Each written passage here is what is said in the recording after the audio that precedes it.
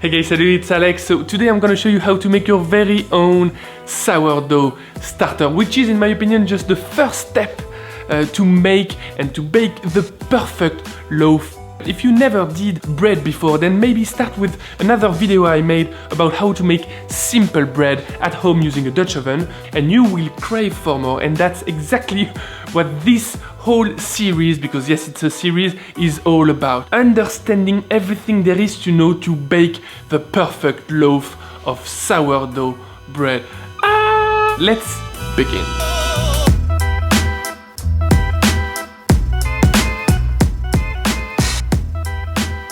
And now a legitimate question, what the fuck is a sourdough? Well, first off, sourdough is a misuse of language. We should be using sourdough starter. That being said, sourdough starter is a leavening agent, aka a thing that will make your bread rise. But let me give you some context. I say we take a closer look at all different types of leavening agent just for understanding purposes. Chemicals include, for example, baking powder and baking soda. And in the biological category, you've got two subcategories: industrial, like the baker's yeast, for example, and natural, or more naturally occurring, in which we find our beloved sourdough starter. So, at the end of the day, it's a biological and a naturally occurring leavening agent. Simply put, a sourdough starter is just water and flour. That's the outside. But in fact, inside it's a bit more intricate. You can find wild yeast and also bacteria. To be more specific, lactic acid bacteria. Those guys are responsible for the rise. They basically eat, they burp and they fart, and the magic happens. I just killed the magic. Of course, if you're interested in something a tad more specific and scientific, I will dedicate a full episode to the theory, but I think for now it's good and we can move on to why making sourdough bread. Well, there are four main answers. The first one is flavor. To me, it's simply better, but that's only a matter of perspective. In fact, it's richer and more complex, and I think it has a wider array of flavors than the traditional baker's yeast bread. Second, the texture. Usually you get a crispier crust, but also a more chewy crumb inside. It's usually more intense and more dense, which doesn't mean it's compact. No, you can find some good irregular air pockets. 3, the shelf life. It usually lasts longer than the classic yeast bread, mainly because it's slightly acidic.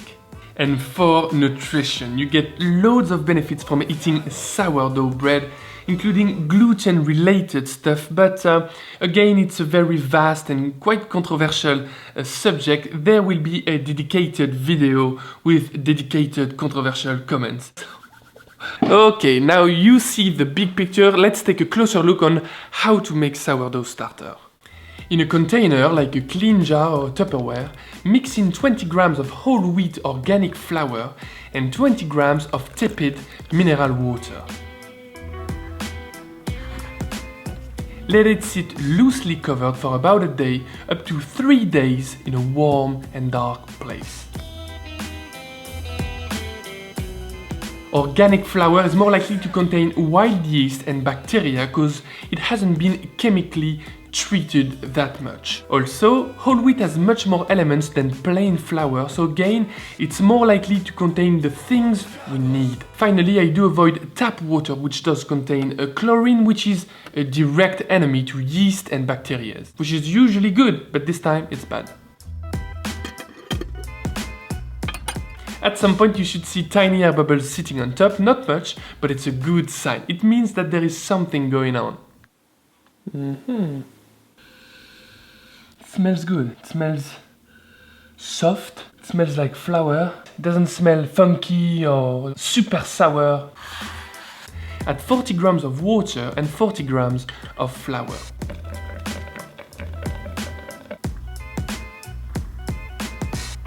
Place it back and wait for about a day as sourdough starter now enters a cycle of rise and fall.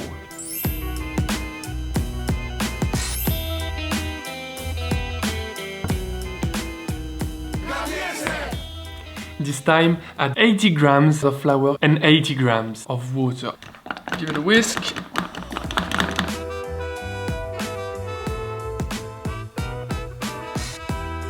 After less than a day, you should get a rise and plenty of bubbles. If it fails, do not despair, just persevere, but start another one on the side. It did rise a bit, you've got all those bubbles on the side, and it's very delicate, it's gentle. It smells like a very light vinegar. It smells a bit nutty, a bit winey, a bit yeasty, of course, but what you should not smell would be like something rotten, of course. Anything that would just, cause you to vomit would obviously be not the best sign ever. If you succeed, congratulations, because you made it through level 1, which was about creation. At this stage, you should definitely consider baptizing your sourdough starter. I brilliantly named mine Wheat. But you don't have to be as creative as I am, you can just pick a random name. And now it's level 2, we need to stabilize it and give it some momentum and some rhythm. Before moving on to that next stage, let me please express a big, massive thank you to all my Patreons out there brilliantly supporting my work. If you want to help too, if you want to financially support a creator on YouTube, yeah, power to the people, please follow the link at the end of this video or in the description box. For the next week or so, I suggest you to follow a daily routine. Every morning, discard everything but 2 tablespoons of your sourdough starter, then add 2 tablespoons of water and 2 tablespoons of a special flour mix.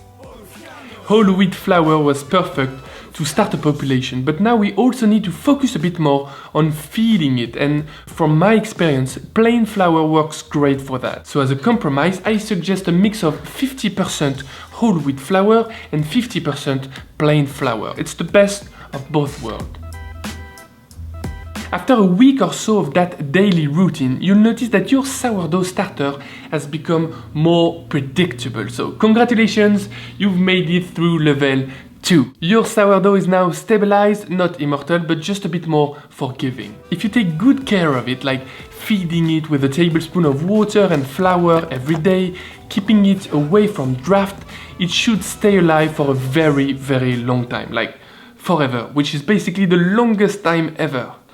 You don't have to store too much sourdough starter in your jar. So as the amount grows, just discard some from time to time, of course always keeping at least a few tablespoons. Over time, magic should happen. Every morning when I arrive at le studio, the first thing I do, even before I take my first cup of tea, I feed my sourdough Wheat and his little brother Rye.